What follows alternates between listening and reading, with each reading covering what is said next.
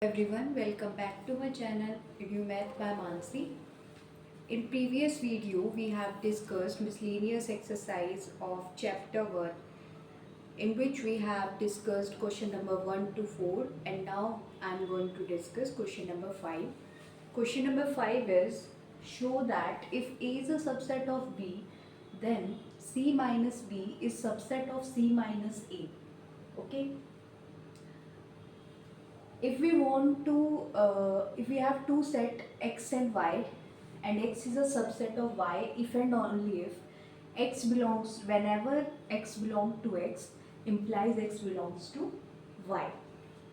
किसी भी सेट को x को y का सबसेट अगर बोलना है तो x में कोई भी अगर एलिमेंट है वो y के अंदर भी बिलोंग कर जाता है, तब हम बोलते हैं कि this is a x is a subset of y. Okay. हमें दिखाना है, यहाँ पे शो करना है कि c minus B is a subset of c minus a. तो ये शो करने के लिए अगर इसमें कोई एलिमेंट है x, वो इस सेट के अंदर भी चला जाता है, इस सेट के अंदर c माइनस ए के अंदर भी बिलोंग कर दे जाता है, तब हम कहते हैं कि c minus B is a subset of c minus A. So for this prove let x belongs to c minus B. अगर कोई एलिमेंट c माइनस बी में है, इसका मतलब क्या है कि x c में तो है लेकिन वो b में बिलोंग नहीं करता है. x belongs to c and x does not belongs to b. और यहाँ पर हमें क्या गिवन है कि a is a subset of b. Since a is a subset of b and x does not belongs to b, as and we know that if a is a subset of b, then all the elements of a are from b. अगर A B का ए जो है वो B का subset है तो ए के जितने भी एलिमेंट्स हैं वो बी से ही तो आ रहे हैं, सारे एलिमेंट बी से आ रहे हैं. तो अगर कोई एलिमेंट बी में है ही नहीं तो वो ए में कैसे पॉसिबल है कि वो हो सकता है उसमें. आई एम सेइंग कि a is a subset of b, then all the elements of a are from b. If we have an element x which does not belong to b, अगर वो x में है ही नहीं तो वो x a में भी बिलोंग नहीं करेगा, क्योंकि a के अंदर b के ही एलिमेंट आते हैं सारे. तो वो b में नहीं है तो वो a में भी नहीं होगा. So x belong to c and x does not belongs to a. Okay. x जो है वो c में है और x does not belongs to b से हमने यहाँ इम्प्लाई करा है कि x a में भी बिलोंग नहीं करता है. x belong to c and x does not belongs to a. इस बात का मतलब क्या है, इसको हम कैसे लिखेंगे, x belong to c minus A. Okay. तो x c माइनस बी में था और c माइनस ए में चला गया है. x belong to c minus B implies x belong to c minus A. Hence c minus B is subset of c minus A. Okay. अगर कोई एलिमेंट x में था और वो y में चल जाता तो हम बोलते हैं x सबसेट है y का. ये x c माइनस बी में था और c माइनस ए में बिलोंग कर गया है, इसका मतलब c minus B is a subset of c minus A. So हमने यहाँ पर फिफ्थ क्वेश्चन को प्रूव कर दिया है. Now let's come to question number 6. Now let's discuss question number 6. Show that for any sets a and b, a equal to a intersection b union a minus b and a union b minus a equal to a union b. इन दोनों, ये जो equation दी हुए हैं, हमें क्या करना है, दोनों सेट के लिए a और b के लिए इन दोनों को शो करना है कि ये दोनों इक्वल होते हैं. अब ये देखिए कि मुझे इन दो सेट को a equal to a intersection b union a minus b को, इन दोनों को इक्वल प्रूव करना है. पहले हम ये वाला जो पार्ट है इसका दो पार्ट में दिया हुआ है क्वेश्चन, फर्स्ट पार्ट को हम पहले शो करेंगे. ठीक है. तो हम ये जानते हैं कि दो सेट कब इक्वल होते हैं, if and only if x is a subset of y and y is a subset of x, then we say x equal to y. है ना. दो सेट कब बोलोगे इक्वल है, कि एक को आप दूसरे का सबसेट दिखाओ और दूसरे को पहले वाले का सबसेट दिखाओ. तो ये जो दो सेट दिए हुए हैं मुझे इनको इक्वल प्रूव करना है. तो पहले मैं प्रूव कर दूंगी कि a is a subset of a intersection b union a minus b, and फिर उसके बाद a intersection b union a minus b को सबसेट दिखा देंगे a का. तो अगर ये दोनों चीज़ें आपने दिखा दी तो ये प्रूव हो जाएगा कि ये दोनों सेट इक्वल है. ठीक है। तो अब सबसेट कैसे दिखाते हैं? सबसेट हम जानते हैं कि अगर मुझे x को y का सबसेट दिखाना है तो मुझे क्या करना होगा, मैं कंसिडर करके चलूँगी कि इस x में कोई एलिमेंट है स्मॉल x, और अगर वो y में भी प्रेजेंट हो जाए, y में भी बिलोंग कर जाए, तो हम बोलते हैं कि x is a subset of y। तो लेट अस कंसिडर, सबसे पहले हम प्रूव करते हैं कि A is a subset of A intersection B union A minus B। उसके लिए मैंने कंसिडर किया कि let x belongs to A, x कोई एलिमेंट है जो A सेट के अंदर बिलोंग करता है। Then there are two cases, तब दो केसेस बनते हैं, पहला कि x belong to B and second is x does not belongs to B। अगर x को हम a में कंसिडर कर रहे हैं तो दो ही पॉसिबिलिटी होंगी कि x b में होगा या नहीं होगा, है ना। तो जब x b में प्रेजेंट होगा, यानी if x belong to a and x belong to b, जब कोई एलिमेंट दोनों सेट के अंदर बिलोंग करता है, then we can say that x belong to a intersection b। Common element है ना, तो उनकी इंटरसेक्शन में बिलोंग करेगा।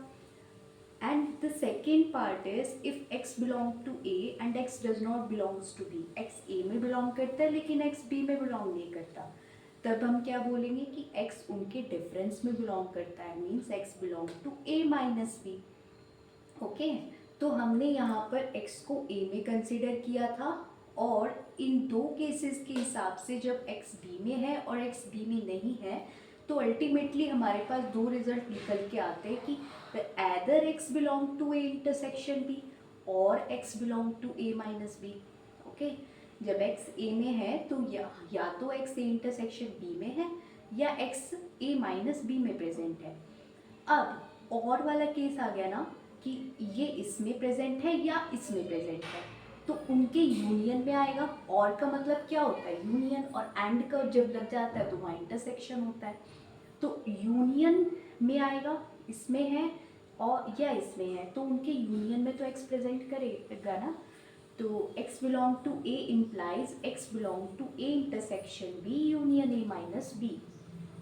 तो अगर ऐसा दिखा रहे हैं कि ये इसमें था और इसमें चला गया, इसका मतलब क्या है कि a is a subset of a intersection b union a minus b। तो मैंने इतना पार्ट तो इसको दिखा दिया। इसके फर्स्ट स्टेप में हमने ये दिखाया कि A is a subset of A intersection B union A minus B। Now we will prove A intersection B union A minus B is a subset of A। Okay, तो इसके लिए हम इस सेट के अंदर एक एलिमेंट कंसिडर करेंगे और दिखा देंगे कि वो A के अंदर भी है। तो let x belong to A intersection B union A minus B।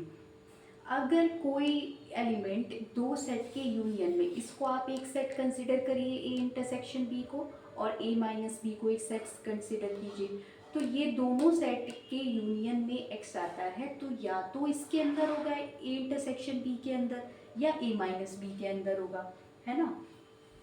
तो इन दोनों सेट के यूनियन में है तो या तो इसमें या फिर इसमें। अब इंटरसेक्शन में होने का मतलब क्या है, x belong to a intersection b का मतलब क्या है कि x belong to a and x belong to b, और x belong to a minus b का मतलब क्या है कि x a में तो बिलोंग करता है लेकिन b में नहीं बिलोंग करता है। तो आप दोनों ही केस देखिए, ये वाला केस और ये वाला केस, दोनों में x a में तो बिलोंग करता है ना, b में करे या ना करे हमें उससे मतलब नहीं है, हमें तो x को a में दिखाना है। तो x में तो दोनों में ही बिलोंग कर रहा है ना, तो इसका मतलब है कि x हमारा a में बिलोंग कर रहा है, चाहे कोई सा भी केस ले लीजिए। तो हम x को इस वाले सेट के अंदर कंसिडर किया था और वो a के अंदर आ गया है। Since x belong to a intersection b union a minus b implying x belong to a, hence a intersection b union a minus b is a subset of a। First equation देखिए, उसमें हमने a को subset दिखाया था a intersection b union a minus b का, और second equation में हमने a intersection b union a minus b को सबसेट दिखाया है a का। तो अगर x y का सबसेट y x का सबसेट है तो x इक्वल टू y होता है। तो यहाँ हम कह सकते हैं फ्रॉम इक्वेशन 1 एंड 2 दैट कि a equal to a intersection b union a minus b, hence proved। So हमने यहाँ पर जो क्वेश्चन नंबर 6 का ये वाला जो फर्स्ट वाला पार्ट था ये हम प्रूव कर चुके हैं, अब सेकंड वाला पार्ट प्रूव करेंगे। Now let's prove second part, A union B minus A equal to A union B.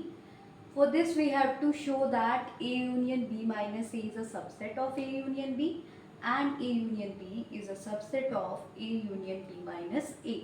तो सबसे पहले हम A union B minus A को A union B का सबसेट शो करते हैं, ठीक है।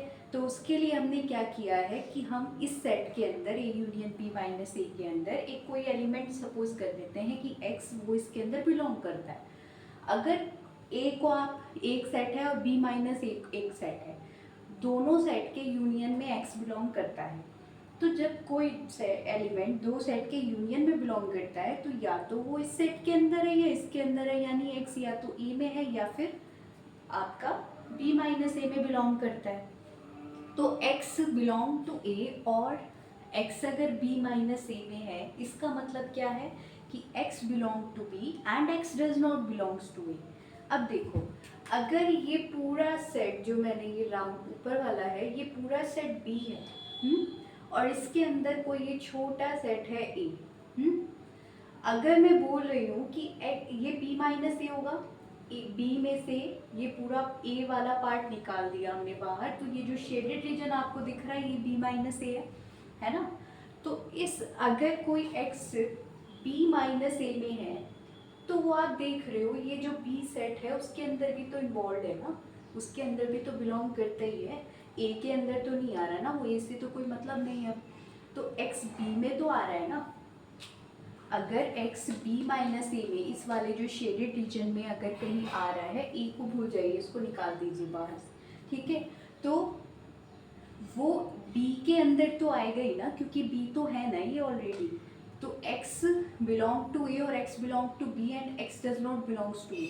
X बिलोंग टू, क्योंकि B माइनस A है ना, B माइनस A में है तो B में होगा, A में नहीं होगा। तो यहाँ से मुझे पता लग रहा है अगर वो B माइनस A में है तो B में भी होगा। तो X बिलोंग टू A और X बिलोंग टू B। अगर कोई एलिमेंट X या तो A में है या B में है तो X उनकी यूनियन में तो होगा ना। X belong to A union B, हमने X को A union B minus A के अंदर बिलोंग करते हुए सपोज किया था और वो A यूनियन B में आ गया है। इसका मतलब क्या है कि A union B minus A is a subset of A union B। Okay, इसको हमने थर्ड इक्वेशन सपोज करके यहाँ पे छोड़ दिया। Now let's prove A union B is a subset of A union B minus A, यानी इस वाले पार्ट को हम प्रूव कर रहे हैं, ठीक है। तो इसके लिए मैंने क्या किया, X कोई एलिमेंट लिया A यूनियन B के अंदर, तो X या तो A में होगा या फिर B के अंदर प्रेजेंट होगा। और अब यहाँ पर देखो, अगर X A यूनियन B में है और मुझे शो क्या करना है कि X A union B minus A में आए। अब देखो, अगर यहाँ पर मैं देखूँ कि X A यूनियन B में था और यहाँ पर मेरा A वाला X A में है, अगर X A में है तो ऑलरेडी हम कह चुके हैं कि वो इनके यूनियन में तो आएगा ही आएगा, है ना। अगर इफ आई एम सेइंग, यहाँ पे हमने बोला ना कि X या तो A में होगा या B में होगा। If X belong to A तो इन दोनों सेट के यूनियन में तो आएगा ही ना।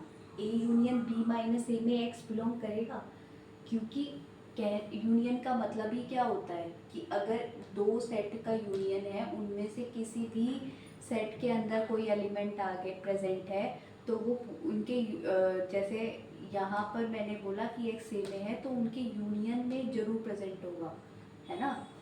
इफ आई एम सेइंग कि X बिलोंग टू X तो X belong to X union Y also, Y कुछ भी हो, लेकिन अगर कोई सेट इसमें बिलोंग कर रहा है तो उनके यूनियन में तो करता ही है ना।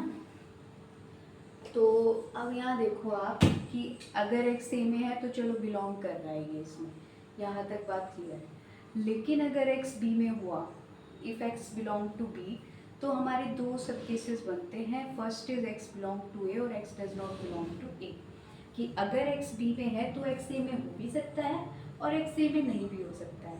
तो अगर X को B में लिया मैंने और X को A में सपोज किया, तो क्योंकि X A में है तो अभी और बताया मैंने कि उनके यूनियन में तो जाएगा ही ना, x belong to A union b minus a, तो ये केस तो हो गया यहाँ पे कंप्लीट। अब x belong to b and x does not belongs to a. अगर x b में है लेकिन a में नहीं है, तो x b माइनस ए में बिलोंग करेगा, तो उनके यूनियन में भी बिलोंग करेगा, ए यूनियन बी माइनस ए के। भाई अगर इन कोई दो सेट है मेरे पास सी और डी, ठीक है, इनमें से x जो है वो सी में बिलोंग कर रहा है, डी का मुझे नहीं पता कर रहा है नहीं कर रहा, देख तो सी में कर रहा है तो उनके यूनियन में भी बिलोंग करेगा, ठीक है। तो ये है बात, यूनियन में बोलते हैं ना, either x belong to this और बिलोंग टू दिस सेट, है ना।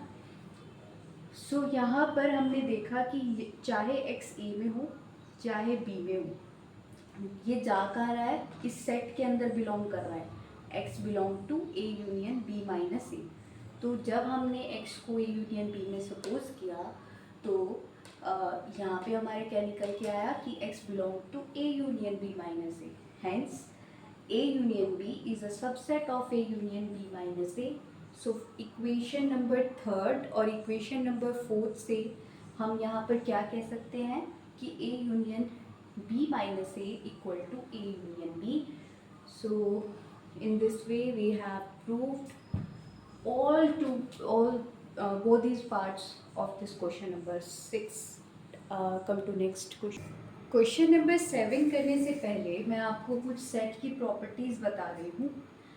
इन प्रॉपर्टीज़ के थ्रू भी हम ये जो इक्वल दिखाते हैं ना दो सेट को, जैसे हमने क्वेश्चन नंबर 6 में भी प्रूव किया कि दो सेट इक्वल दिखाए थे, है ना, तो वो हम कैसे कर रहे थे, एक को एक का सबसेट दिखा के दूसरे को पहले वाले का सबसेट दिखा रहे थे।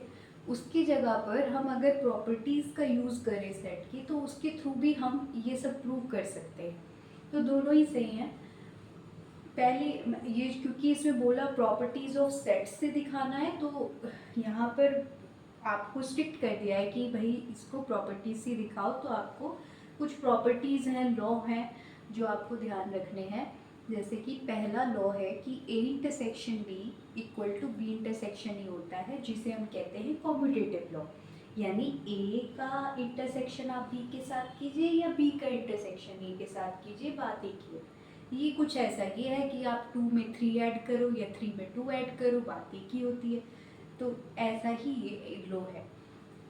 अब सेकंड जो है वो कहता है कि A intersection B intersection C equal to A intersection B intersection C. This is associative law. Means पहले आप ए और बी का इंटरसेक्शन कर दो, फिर जो आए उसका सी के साथ इंटरसेक्शन कर दो, या ए का इंटरसेक्शन पहले बी इंटरसेक्शन सी निकाला और फिर ए का इंटरसेक्शन बी इंटरसेक्शन सी कर दीजिए। तो दोनों बातें एक ही है। कुछ ऐसा ही फिर से कि 2 + 3 करके फिर 5 में जोड़ दूँ, है ना। ऐसे करो कि अगर हम ये बोल रहे हैं कि 1 में हमने 2 ऐड किया और उसको 3 में ऐड कर दिया, कितना आएगा, या 5 कर दीजिए, कितना आएगा, 5 और 3, पहले 3 + 5 विच इज़ 8। या हम ऐसे भी तो कर सकते हैं कि 2 में 5 पहले ऐड किया, कितना आया, 7 में यहाँ पर 1 ऐड किया तो 8। So this is the associative law कि आप ब्रैकेट वाला जो है पहले सॉल्व कर दीजिए, फिर उसका सी के साथ इंटरसेक्शन, या पहले बी इंटरसेक्शन सी निकाल के फिर उसका ए के साथ इंटरसेक्शन करोगे तो बात एक ही आएगी, एक ही सेट बनेगा। अब है distributive law. Distributive law is something like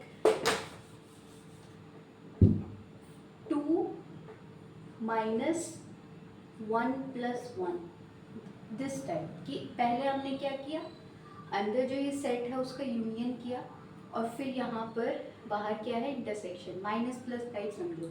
तो अगर मैं इसको डिस्ट्रीब्यूट करती हूँ तो क्या होगा, 2 - 1 प्लस 2 - 1, तो बात एक ही है। इस टाइप का ये डिस्ट्रीब्यूटिव लॉ होता है कि A intersection B union C करना है, तो आप ये करो, पहले ए का इंटरसेक्शन करो बी के साथ, फिर लगाओ यूनियन साइन, कौन सा, यूनियन साइन सिंबल, और फिर A intersection C. This is distribute, मतलब ये जो ए है ना, ये बी और सी के यूनियन पर डिस्ट्रीब्यूट हो गया है। A intersection B union A intersection C. अब अगर किसी सेट का उसी सेट के साथ यूनियन करोगे तो वही सेट आ जाएगा। ए यूनियन ए आ जाएगा, ए इंटरसेक्शन ए आ जाएगा। These are called idempotent law.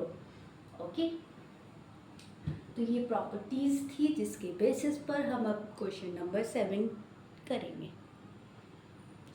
ठहरो ठहरो, अभी हमें क्या बताना है, यूनियन की प्रॉपर्टीज भी बतानी है, जिसमें जैसे इंटरसेक्शन में था इंटरसेक्शन बी इंटरसेक्शन ए था, ऐसे ही a union b union a के इक्वल होता है। ए यूनियन बी यूनियन सी अगर हम देखें तो वो क्या होता है, ए union b union c. Okay, और ए यूनियन ए का ए के साथ यूनियन करोगे तो ए ही आएगा, वो मैं पहले ही बता चुकी हूँ। देखो डिस्ट्रीब्यूटिव लॉ इम्पॉर्टेंट है यहाँ पर, A union B intersection C. तो आपको क्या करना है, ए यूनियन बी और ए यूनियन सी का इंटरसेक्शन करना है। सिर्फ यहाँ ये जब 3 सेट होते हैं आपके पास, और आपके पास यहाँ पर ये जो है या यहाँ पे यूनियन यहाँ पे इंटरसेक्शन हो सकता है, या यहाँ इंटरसेक्शन यहाँ यूनियन हो सकता है। तो जो यहाँ पर है सेट, जो यहाँ पर सिंबल है उसको आपको बी के साथ भी लेना होता है, सी के साथ भी, ए यूनियन बी और ए यूनियन सी। और जो बी और सी के बीच में सिंबल है उसको बीच में यहाँ पर इन दोनों सेट के बीच में लेते हैं। This is the distributive law. अब इसके बेस पर क्वेश्चन नंबर 7 हो सकता है। चलिए बहुत ध्यान से समझेंगे इसको। हमें 2 सेट को इक्वल दिखाना है यूजिंग प्रॉपर्टीज ऑफ सेट्स। ठीक है, तो लेफ्ट हैंड साइड इसकी हम लेकर चलेंगे which is A union A intersection B. A union मतलब 3 सेट का हमने यहाँ पर 3 सेट को लिया है और यूनियन और इंटरसेक्शन का सिंबल यूज हुआ है, तो हम यहाँ पर कौन सी प्रॉपर्टी लगाएंगे, कौन सा लॉ लगाएंगे, डिस्ट्रीब्यूटिव लॉ लगाएंगे। डिस्ट्रीब्यूटिव लॉ कहता है कि A union B intersection C जो होता है वो क्या होता है, ए union B intersection A union C. अब यहाँ देखिए बी ए है और सी जो है वो बी सेट है, तो यहाँ इसके ज़रिए आप यहाँ पर लगाना चाहोगे इस डिस्ट्रीब्यूटिव लॉ को, तो ये होगा A union A intersection A union B. ठीक है, अब हमने पढ़ा था कि अगर ए का ए के साथ यूनियन कर दोगे तो वो ए ही आता है विच इज़ आइडेम्पोटेंट लॉ। तो आइडेम्पोटेंट लॉ के कारण यहाँ पर ए आ गया, इंटरसेक्शन ए यूनियन बी। ठीक है, अब फिर से डिस्ट्रीब्यूटिव लॉ लगाएंगे, यहाँ पर इंटरसेक्शन है यहाँ यूनियन है, तो यहाँ पे क्या हो जाएगा, A intersection A union A intersection B.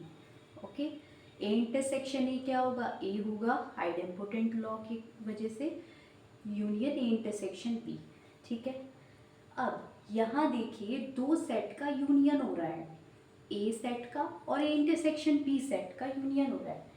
और यहाँ ध्यान रखेंगे कि कोई भी आप सेट ले रहे हो एक्स और वाई, तो एक्स और वाई 2 सेट हैं आपके पास। ठीक है, आपने किया एक्स इंटरसेक्शन वाई,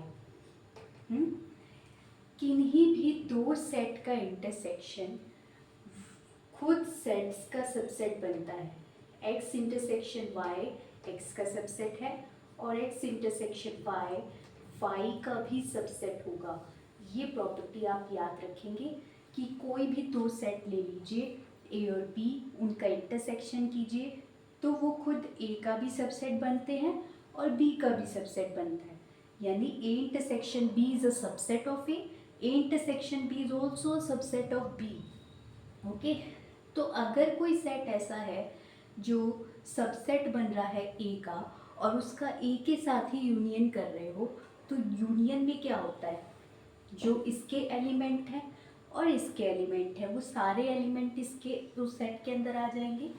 अगर ए इंटरसेक्शन बी और ए सेट का यूनियन किया जा रहा है तो क्या सेट मिलेगा हमें, एक सेट मिलेगा जिसमें इसके भी एलिमेंट होंगे इंटरसेक्शन बी के और ए के भी एलिमेंट होंगे।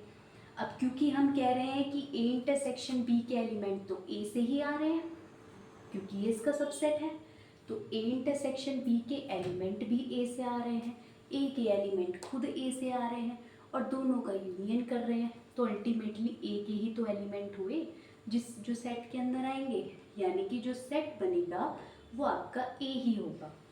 और ये ध्यान भी रखेंगे प्रॉपर्टी कि अगर कोई दो सेट का इंटरसेक्शन जो है वो सबसेट होता है ए का, तो अगर आप उसका उसी के साथ यूनियन कर दोगे तो वापस से जो बड़े वाला सेट होगा जिसका सबसेट बन रहा होगा वो ही आ जाएगा। तो ये राइट हैंड साइड के इक्वल आ गया है, ए के इक्वल ही आ गया ये set, left hand side is equal to right hand side, hence we have prove this first part of question number 7। Second part देखते हैं। सेकेंड पार्ट में हमें प्रूव करना है A intersection A union B equal to A. So left hand side ली हमने A intersection A union B. अब distributive law लगा देंगे, वो कहता है इंटरसेक्शन बी यूनियन सी क्या होता है, intersection B union A intersection C. तो इसमें क्या आएगा, A intersection A union A intersection B. A intersection A क्या होगा, इडेम्पोटेंट लॉ से ए ही होगा। ए का यूनियन करना है ए इंटरसेक्शन बी के साथ। अब ये बताइए, since A intersection B is a subset of A intersection B किसका सबसेट है, ए का ही सबसेट है। तो बड़े वाला सेट जो क्या हुआ, ए ही हुआ ना। ए इंटरसेक्शन बी के अंदर ए के ही एलिमेंट है, ए के अंदर ए के ही एलिमेंट है, तो दोनों सेट का जब यूनियन करोगे तो ए ही आएगा, है ना। यूनियन मतलब दोनों के एलिमेंट लेने हैं, इसके भी और इसके भी। तो जो भी एलिमेंट होंगे या तो इसके होंगे या इसके होंगे। अब क्योंकि ये इसके एलिमेंट भी ए से ही बिलोंग करते हैं तो अल्टीमेटली ये ए ही आएगा, equal to right hand side, hence we have proved the second part also.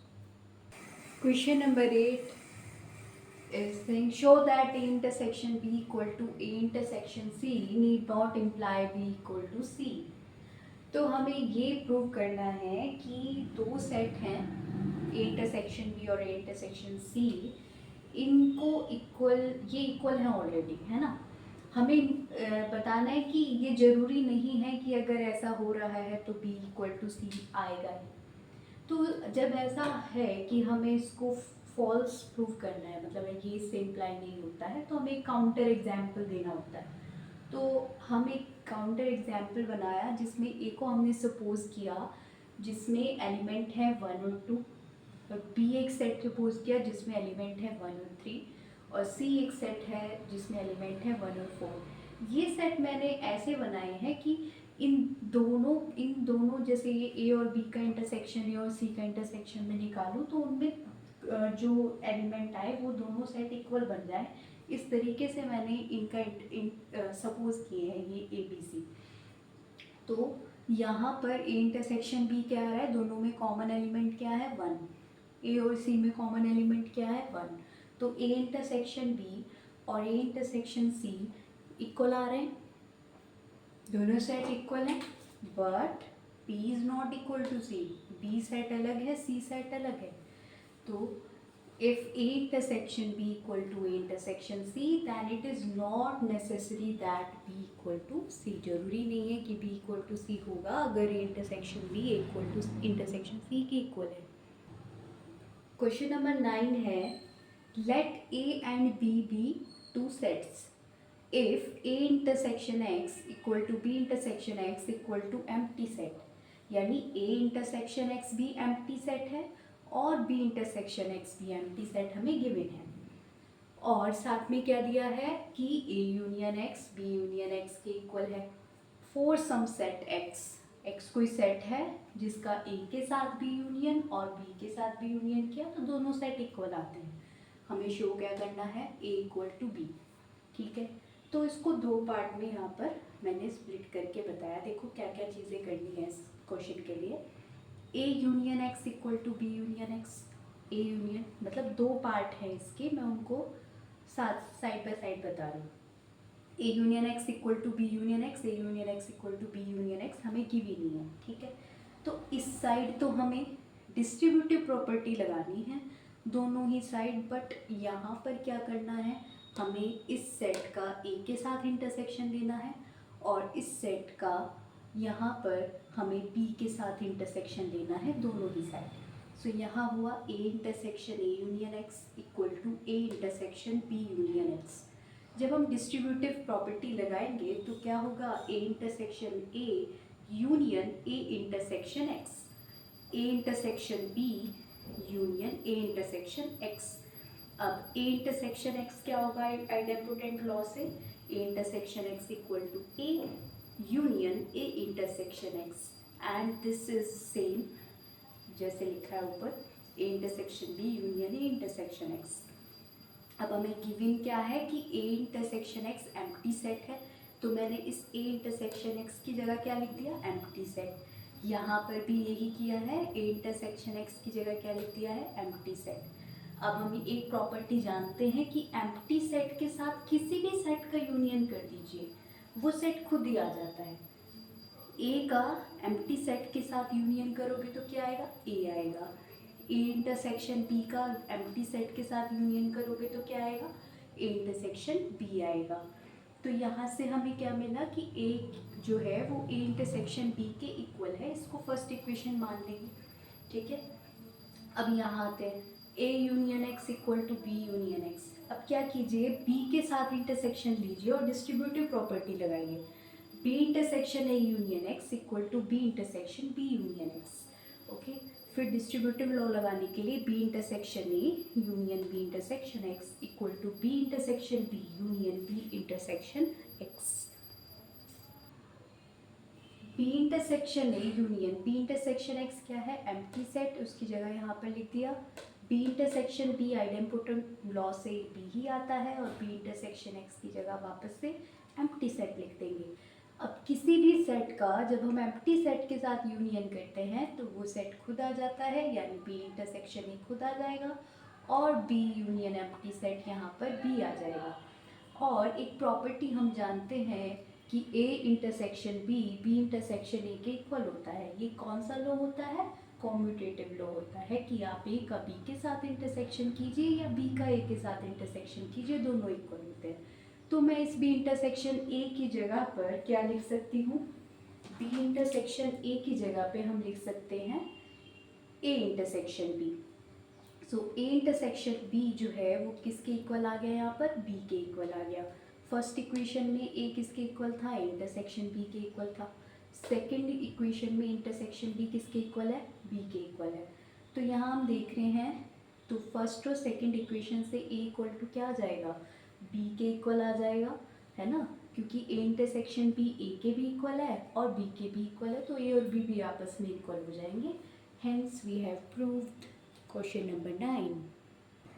Question number 10 देखिए, find sets A B and C such that A intersection B B intersection C and A intersection C are non-empty sets and A intersection B intersection C equal to empty set।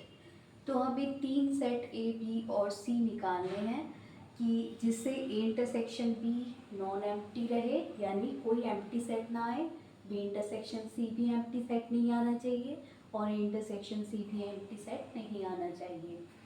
तो यहाँ A, B और C को इस तरीके से लो कि ये non empty रहे, जैसे मैंने लिया और ए इंटरसेक्शन ए को लिया 1,2, बी को 1,3 और सी को 2,3, ठीक है। तो ये अपने आप अरेंजमेंट करके देखना पड़ता है कि आप क्या क्या उसके ले सकते हो एलिमेंट की नॉन एम्प्टी रहे और साथ में तीनों का इंटरसेक्शन एम्प्टी रहे। तो मैंने क्या किया, ए और बी इस तरीके से लिए कि इनके इंटरसेक्शन में देखो 1 आ रहा है, तो ये सेट नॉन एम्प्टी बन रहा है। बी और सी के इंटरसेक्शन में क्या आ रहा है, 3 आ रहा है, कॉमन एलिमेंट 3 है, तो ये भी सेट नॉन एम्प्टी है। ए और सी के इंटरसेक्शन में क्या आ रहा है, 2 आ रहा है, तो सिंगलटन सेट 2 बनेगा, जो भी नॉन ए इंटरसेक्शन सी भी नॉन एम्प्टी सेट हो गया। लेकिन देखो ए बी सी तीनों में एक साथ कोई भी एलिमेंट कॉमन नहीं है। अगर इसमें ए में 1 है, बी में 1 है, लेकिन 1 सी में नहीं है, 2 ए में है, सी में है, बी में नहीं है, 3 जो है वो बी में है, सी में है, लेकिन ए में नहीं है। तो कोई भी ऐसा एलिमेंट ए बी सी में नहीं है जो तीनों में एक साथ हो, है ना, कॉमन हो। तो इसका मतलब A intersection C is empty set. So required A B and C are set 1, 2, set 1, 3 and set 2, 3। ठीक है, तो यहाँ पर हमने क्वेश्चन नंबर 10 भी डिस्कस कर लिया है। सो मिसलिनियस एक्सरसाइज जो है इस चैप्टर की वो कंप्लीट हो चुकी है। चैप्टर 1 सेट एनसीईआरटी का सारे एक्सरसाइजेज हम सॉल्व कर चुके हैं, मिसलिनियस एक्सरसाइज भी सॉल्व कर चुके हैं। So this chapter is completed.